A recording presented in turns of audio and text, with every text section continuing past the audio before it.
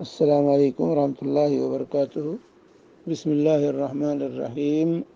الحمد للہ رب العالمین، والصلاة والسلام علی خاتم الانبیاء والمرسلین وعلی آلہ وصحبہ اجمعین، اما بعد۔ یہاں پر سوال ہے کہ مکہ ٹاور اور اس کے ارد گرد جن ہوٹلوں میں حرم کی جماعت کے ساتھ لاؤڈ اسپیکر کے ذریعے جماعت کا انتظام ہوتا ہے تو کیا وہ درست اور حرم میں پڑھی جانے والی نماز کے مترادف مانی جائے گی؟ دیکھیے، اولاً تو یہ واضح ہونا چاہیے کہ یہ مسئلہ مختلف فی ہے کہ امام کی اقتداء کب جائز ہے، امام کی اقتداء کا کب اعتبار ہوگا کہ ہم امام کی اقتداء میں نماز پڑھ رہے ہیں۔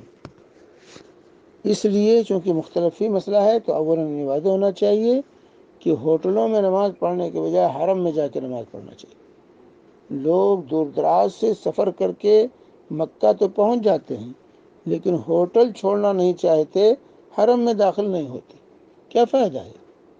اتنی دور سے چلے گئے، حرم میں نہیں پہنچتے، ہوٹل ہی بیٹھ کے نماز پڑھ رہے ہیں۔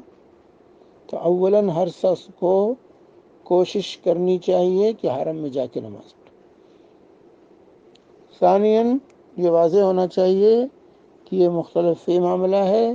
علماء کی، اہل علم کی ایک جماعت کا کہنا یہ ہے اس سلسلے میں کہ امام کی اقتداء اس وقت جائز ہے جب جو ہے، کیونکہ یہ شرط ہے کہ امام کو انسان دیکھ رہا ہو، امام کو دیکھ رہا ہو، یا امام کے پیچھے جو مقتدی ہیں ان کو دیکھ رہا ہو، ان کو دیکھ رہا ہو جو ہے، تب اقتداء صحیح، تب اقتداء جو ہے صحیح۔ اور دوسرے علماء کی رائے یہ ہے کہ اقتداء اس وقت جائز ہے جب کہ صفوں کا تسلسل قائم ہو، صفیں منقطع نہ ہو، صفوں کے بیچ میں کوئی دوسری چیز روڈ نہ آ جائے، کوئی ایسی چیز نہ آ جائے، بلکہ صفوں کا تسلسل قائم ہو، تب اقتداء جائز ہے، ورنہ اقتداء جائز نہیں ہے۔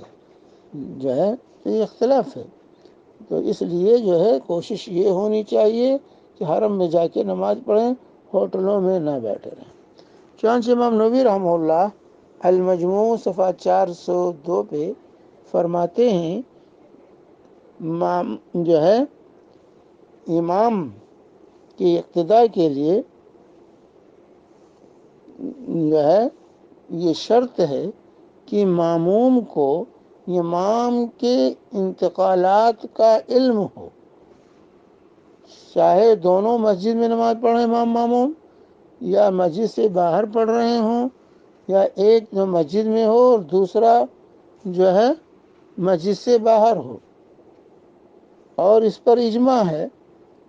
اور کہتے ہیں اور یہ علم کیسے ہوگا؟ امام کو سن کر یا اس کے پیچھے جو لوگ ہیں ان کو سن کر، جو ہے ان کی آواز سن کر، یا ان کے فعل کا مشاہدہ کر کے، امام کے فعل کا مشاہدہ یا امام کے پیچھے پڑھنے والوں کے فعل کا مشاہدہ کر کے۔ تو ان امور میں امام نووی رحمہ اللہ فرماتے ہیں کہ اس پر جو ہے ہر ایک ان میں سے اعتماد پر اجماع نقل کیا ہے لوگوں نے۔ شیخ ابن عثیمین رحمہ اللہ فرماتے ہیں اس مسئلے میں درست یہ ہے کہ امام کی اقتداء کے لیے وہ لوگ جو مسجد سے باہر ہیں وہ اتصال صف چاہیے، صفوں کا متصل ہونا چاہیے۔